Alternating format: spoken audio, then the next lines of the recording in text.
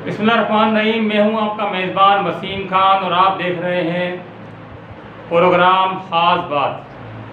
नाज़रीन, आज कौमी असम्बली का बाकायदा इजलास शुरू हुआ। शुरू होने के बाद स्पीकर साहब ने तहरीक जो एजेंडा था कौमी असम्बली का वो पेश करना शुरू हुई।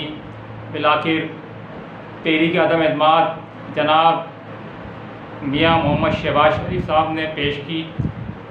डिप्टी स्पीकर साहब ने फरमाया कि जो इस तहरीक के हक़ में वोट देना चाहते हैं वो डाइस पर खड़े हो जाएं और फिर हुक्म दिया कि क्या नाम है, आप जो है इनकी गिनती शुरू करें।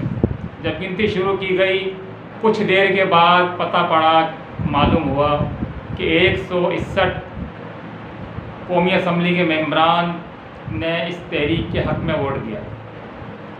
तो नाज़रीन, यूँ इस तहरीक को मंजूर कर लिया गया।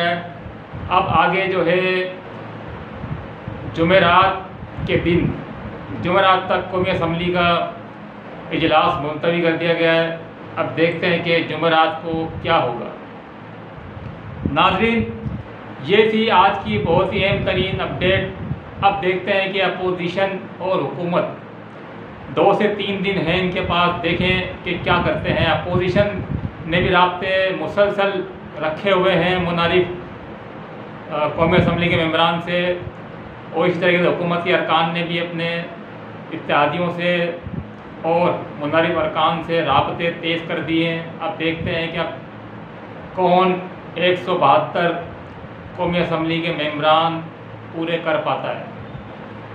नाज़रीन, जिसने मेरा चैनल सब्सक्राइब नहीं किया है वो WK न्यूज़ मेरा चैनल है, इसको सब्सक्राइब भी करें, इस पर कमेंट भी दें और ज़्यादा से ज़्यादा शेयर करें। बहुत बहुत शुक्रिया।